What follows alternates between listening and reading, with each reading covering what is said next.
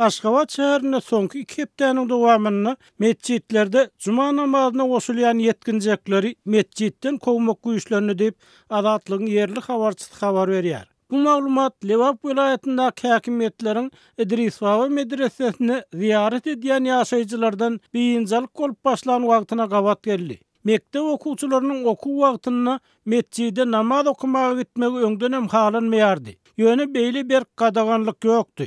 Soňky 10 günni mescide juma namazyna barýan oglanlary namaz okumagy goýbermeýärler. Siziň din bilen näme işiňiz bar?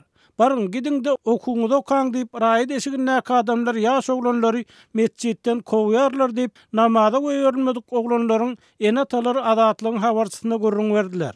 Olaryň sözlerine görä şeýle ýagdaý Aşgabatyň är togrul gazy Azat adyndaky mescitlerine Goloýda bina edilen Omar mescidinde hem dowam edýär.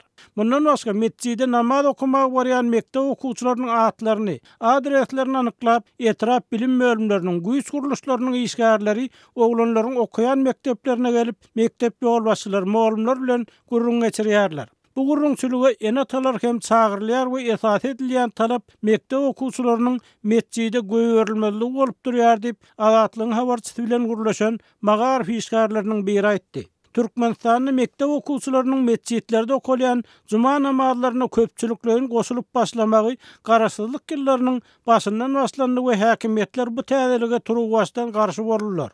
Bu garşylyk häkimetleriň mescitleriň ýanyna açylan we ýaşlara dini sowgat bermek maksat edilen medreseleriň ýapylmagyna alyp geldi. Şeýle de Türkmen Döwlet Uniwersitetinde açylan Ilahiýet fakulteti we Ilahiýet liseyi ýaşlaryň dini bilim almagyna garşy girilen gadaganlygyň pidasy boldy. Ýogsa bu fakultetiň we liseyiň okuw we beýleki desgalary türk firmalarynyň haýır sahawat üçin geçiren 90 million çemel dolarlaryna bina edilipdi diýip Azatlygyň habarçysy bilen anonim şertde gurulşan yerli fiýinçi aýtdy. Yerli fiýinçilaryň köpüsiniň pikirçe türkmen häkimetleri bir tarapdan imamlara aýlyk berip haj ziyaretini amala asyrjaklaryň belli bir bölegini mut uçar bilen üpçün edýär. Ikinji tarapdan dine we ozallan gelýän däp desurlara uýýanlara garşy türlü çäklendirmeler girýär. Bir görseň ýaşlaryň ellerine dakan alazalaryny gopardyp ýörler.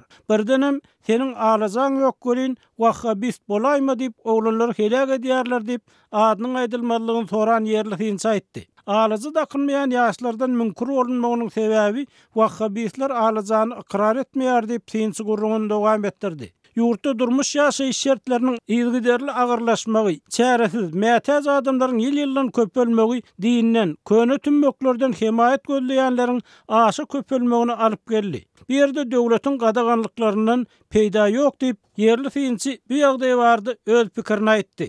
Şu aralykda Azatlygyň Lewap vilayatyndaky habarçysy Halaj etrawynyň häkimetleriniň Gyzylaýak owasyna ýerleşýän gadymy medrese Idrisbawa ziyaret edýän adamlardan beýinjalyk bolup başlandygyny habar berdi. Hususan häkimetler ýaşlary din bilen baglanyşykly ýerlerden uzakda saklamagy maslahat berýärler diýip Azatlygyň habarçysy bilen gurulşan yerli ýaşaýjy aýtdy. Idrisbawa medresesi türkmenleriň klassik şahyry Magtumul Pragynyň hem okan ýeri bolup döwlet tarapyndan hem goralyp saklanýar. Ýöne yerli ýaşaýjylar häkimetleriň bu taryhy ýadygarlygyň awaz saklanmak üçin ýeterlik tagalla etmeýändigini, yerli ilatyň bu urda edýän tagallalaryny hem kän oňlamaýanlygyny habar berdiler.